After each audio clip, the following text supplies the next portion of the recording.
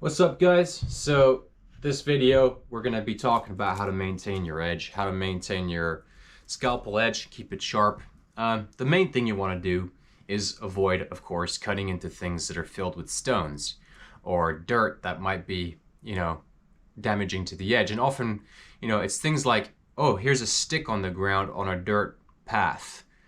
I need to make a fire and I'll use this dry stick. It probably won't be dry if it's on the ground on a stone path, but people often forget that material that you find, depending on where you find it, it can actually be embedded with stones and dust that's actually very damaging, even to very, very high hardness steels. And so for example, when you have a chopping block for your axe, one of the worst things you can do is to roll that block around and have it just sort of randomly go from top to bottom and be flipped over. Because what happens is if your rocks will get embedded into the surfaces of the top and bottom, and then when you swing an axe into your chopping block, it's going to hit a stone that's been embedded into the grain. And so the first thing, really, the best way. The best thing you can do is to keep your knife sharp. And the best way to keep your knife sharp is to avoid unnecessary cutting. Treat the edge like a delicate glass, I guess you could say. Treat it like something that's delicate, and only abuse it if you absolutely have to. And then think about what you're cutting into and where has it been. And if you find a rag on the floor of your workshop, and you're working a lot with steel, and there's steel dust everywhere in the workshop, and you pick up this rag, you need to cut a piece out of it. When you stick your knife into that and you cut it, there's going to be a lot of metal dust. There's going to be a lot of stones and all this kind of, the grit from the belt grinder, aluminum oxide. You're going to have all sorts of stuff in that rag that's just been on the floor, and it's going to damage your edge. So, think a little bit about what you're cutting into, and treat the edge of your knife a little bit like you would treat, expensive smartphone or something, or, because, for example, if you drop this knife on a concrete floor, tip first, that tip is going to be screwed. So, you don't want to unnecessarily do damage to your blade. So what you're going to need is a 8,000 or 10,000 or above stone. That's very, very hard. Oops. So this one's an 8,000 stone. I have a 10,000 in the garage, and that's for your micro bevel when you're doing this. And that also helps with removing the burr that you create on the big stone when you're doing the main bevels, when you're laying the blade flat like this. All right, so the idea is that there is a microscopic micro bevel on the very leading edge of your Scandi grind that's a 10,000 grit. And this keeps the edge very smooth and very nice and very professional and very sharp. And under a microscope, it looks very, very clean. Now, the reason that's the case is because there's so little metal there. It's such a small microscopic surface that the best way to actually increase the quality of that area is to use the highest sort of polishes and grits as possible. So most of the time, all you're really going to need to do is to just grab your 10,000 grit or something stone, get it nice and wet, and then just very lightly do this. All right, that's all you'll need to do most of the time, just a little bit like that, and you're probably good to go already if you're not damaging your edge. But where the scalpel gets a lot of its sharpness from is the relationship between your leading edge, the micro bevel, the microscopic micro bevel, and the Scandi grind bevel itself. That's going to be, you have the tiny little leading, you're going to have the tiny little leading edge, and then you have that transition from the leading edge into the bevels. And the smaller that transition is for this particular design, the sharper it's going to be. So, but if you sharpen like this for too long, what happens is that that micro bevel is going to get thicker and thicker and thicker, and now the blade is no longer as finely cutting. So you want to, rather frequently, from time to time, what you're going to need to do, and this is how a lot of knives are sharpened in the Japanese kitchen world, is you want to really get yourself a coarse stone like this that's 600 grit, and you work those bevels, especially right behind the edge, so that you get yourself you're kind of looking for a burr while doing this, right? So you sharpen your blade.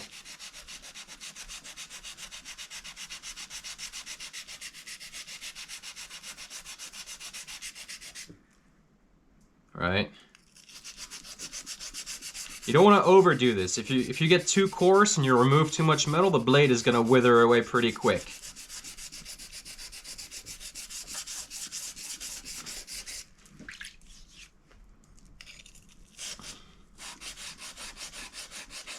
Oops. So let's just say we've done that now for a while. Let's just say we've done that for a while now, and that we have like a micro bevel on that edge. You can also, when you're sharpening, you can just stay in one hand like this.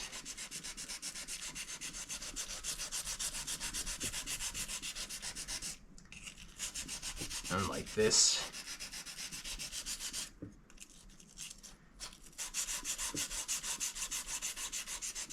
I think the more experienced I get, the more I end up doing things like that.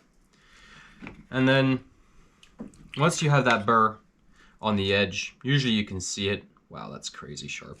Then you go over and you do this.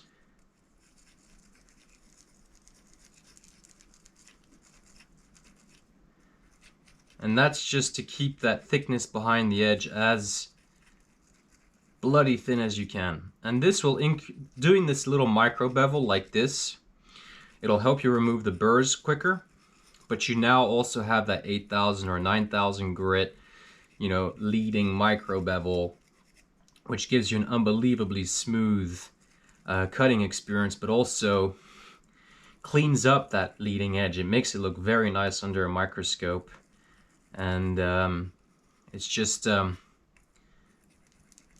it dramatically increases your edge retention, makes the cutting experience feel better, makes it easier to maintain your blade from a day-to-day basis, and then also it reduces sort of the potential damages that can occur.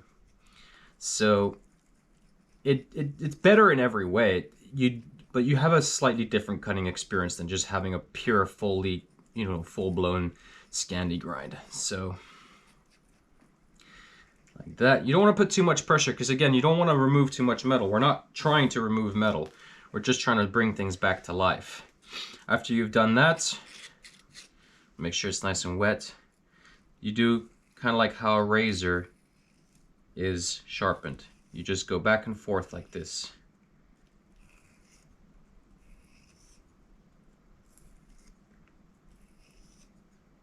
Doing this will ensure minimal burr formation. Very little pressure. You don't need to put any pressure.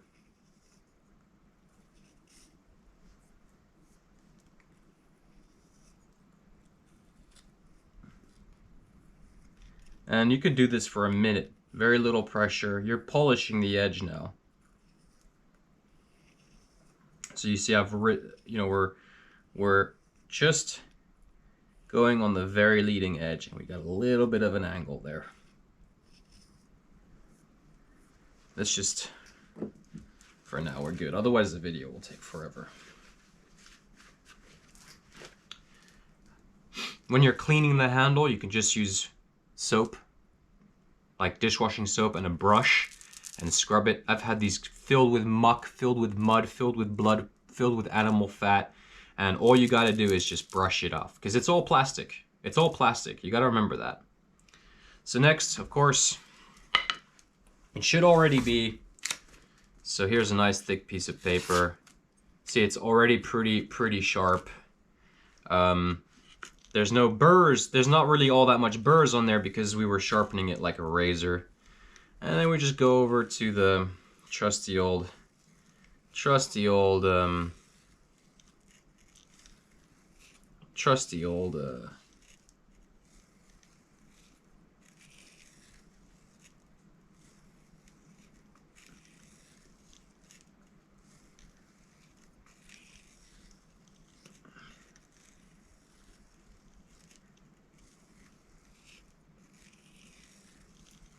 strop.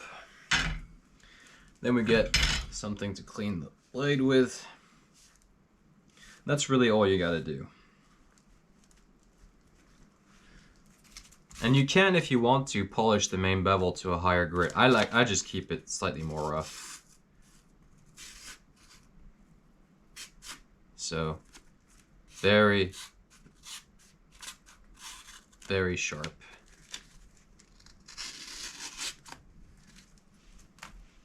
Very sharp.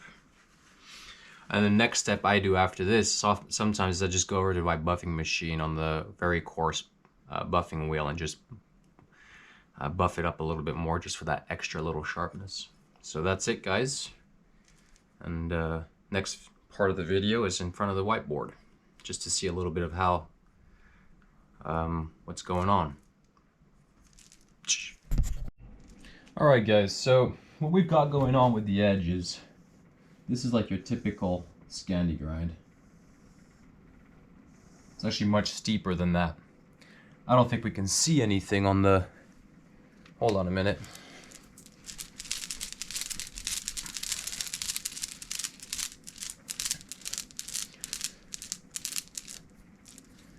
I don't think I have any more whiteboard markers. For some reason, whiteboard markers just don't stick around for very long. So we've got our Scandi grind here.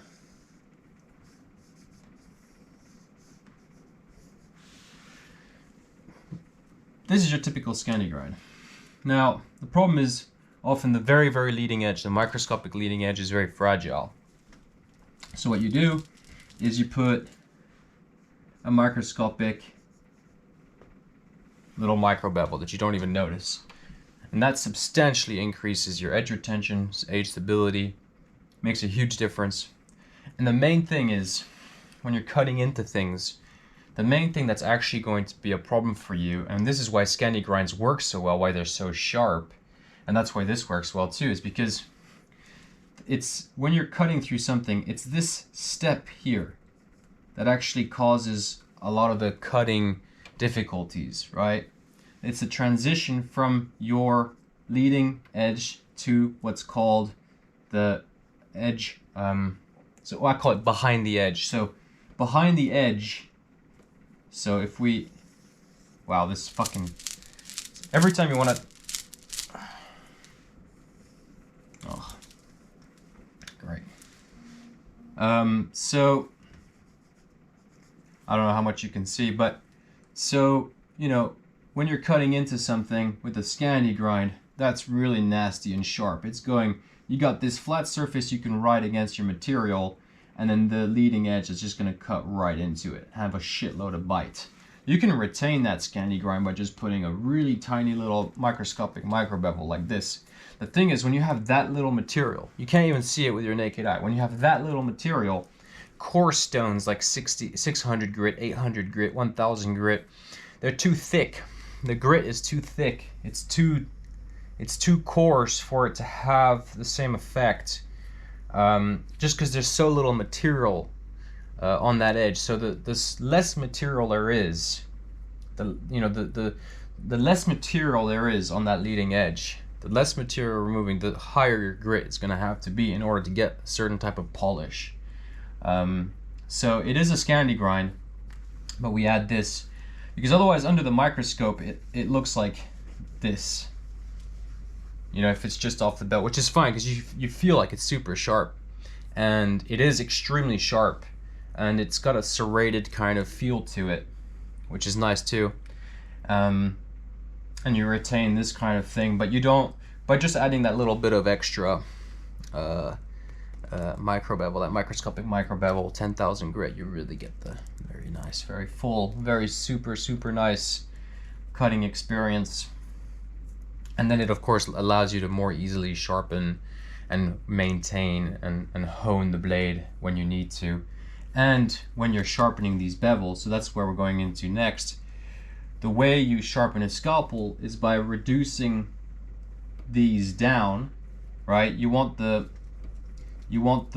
thick, when you're sharpening with the coarse stone on these major bevels here, you want to bring that angle down back to the point where it's basically a leading edge again. A perfect Scandi zero grind like that. And then once you've created a burr, right, you got a burr sticking out, that's when you go over to the 10,000 grit stone and wash off ever so slightly from the edge like that. And now you have sort of the best of all worlds. And if you want to, you can go higher grits with the main bevel just to get sort of a nicer finish and a nicer polish on there. And go up to like 1,000 grit. And if you care for the blade enough, and you care for it in a specific way, you'll never really have to go below 1,000 grit, and you can get kind of a nice polish going on there. On my previous scalpel, I even went all the way up to an 8,000 grit polish on the bevels, and it was fine. So you know, the main thing that's really going to damage your blade is cutting through dirty stuff that's been on the floor in a place that's full of, you know, grit and dust and stuff like that. So I love the Scandi grind. I think it's the most superior form of edge, right?